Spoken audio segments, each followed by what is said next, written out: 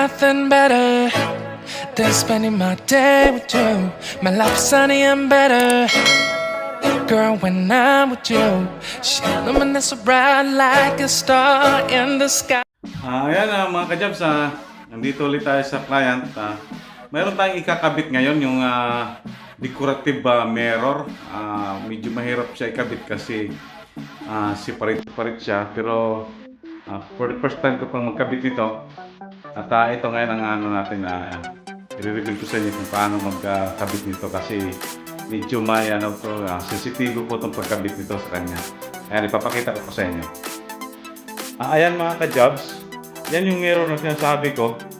Bali, square mirror siya pero decorative mirror talaga to. Yan, yung likod niyan, yung pagkakabitan niyan is komplikado masyado. Kaya kailangan talaga yung magkabit nito, meron ding idea kung paano gagawin. Kasi napakahirap po nito. At lalo na separate siya. Yung 6 na pieces niya is separate siya. Kaya kailangan equal ang talaga sa kanya, ang pagkakabit. Ayan. Alright. Ayan, pakita ko sa inyo kung paano magkabit. Ayan, mga ka-jobs, nagkuha ako ng ginagawa ko is nagkuha ako ng centering sa wall. Yun ang akong ginagawa. Tapos maglalagay po ako ng level. Bibigyan natin siya. Ganyan. Kasi kukuha tayo ng elevation niya. Kasi kailangan kasi yung elevation niya is ang pantay na pantay kasi pag hirapan tayo kumuha ng elevation kung isa-isa yun. Kasi separate kasi yun eh. Yan.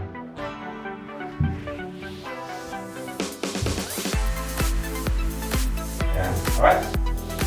Ayan mga ka-jobs, kumuha muna ako ng layout kasi kailangan natin i-flatting dahil mahirap kasi maganda, kailangan kasi i-straight at saka yung pagka layout para pagkakabit mamaya ng mirror is insaktong siya.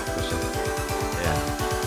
Alright, at makikita nyo na yung mamaya ko rin magpagawin natin magbubutas na tayo.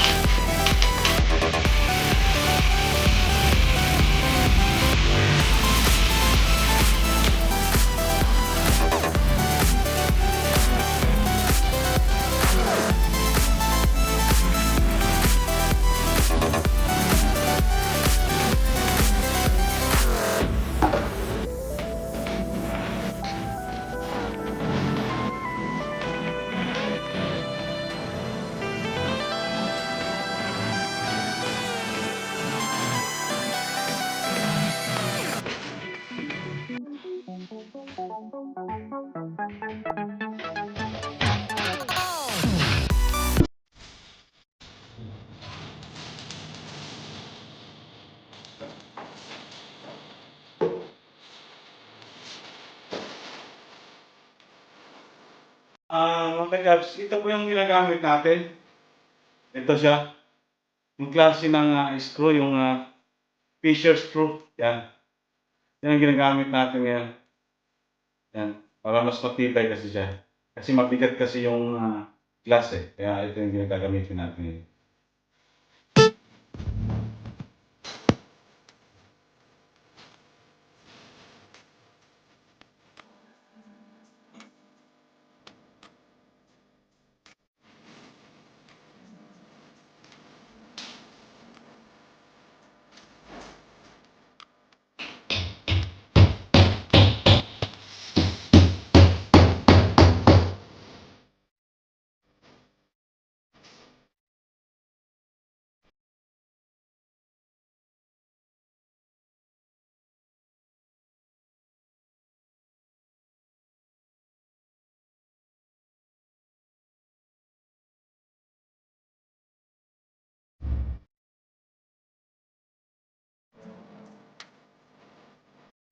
Meron po siyang sariling tools ito. Pang pahigpit niya. Ito.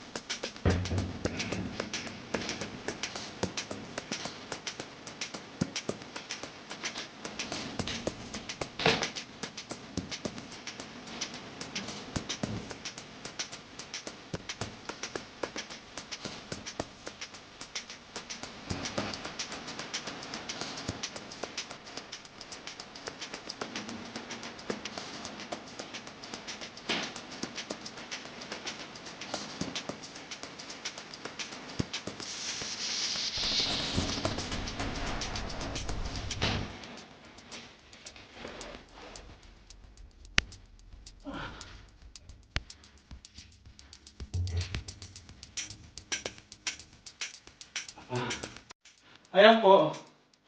Yan po yung first layer niya. Yan. Kasi meron siyang allowance. Yan. Yan ang first layer niya. Yan. So, nakita na natin yung first layer niya. Alright?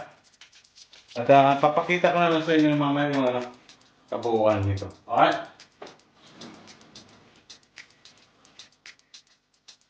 Ayan mga ka-jobs, yan po yung finished product natin na nakabit na natin yung tawag ito yung decorative mirror. Yan. Square mirror. Yan. Alright, yan na ang natin na kabit. Ayun siya mga ka-jobs at mayroon pa tayong kakabit na ibang mga frames. So, yan, ipapakita ko rin sa inyo. Alright. Ayan mga ka-jobs, naglagay tayo ng decoration. Yan. Mga decoration, nagkabit tayo ng mga decoration. At saka yan, yung frame. Yan. Pati itong pati itong salamin. Yan. Itong papunta hallway. Yan, hallway mirror. Yan ang natin yan, nakabit. Tapos na po tayo dito sa sa client natin ito. Ayan. Alright. Ayan mga ka-jobs, hanggang dito naman po tayo ngayon sa araw na to. Tapos na naman yung one day job natin. Ayan at thank you for watching po. Sana po magustuhan niyo po yung mga gawa natin. At maraming salamat po sa inyo panonood. Thank you for watching. Bye-bye.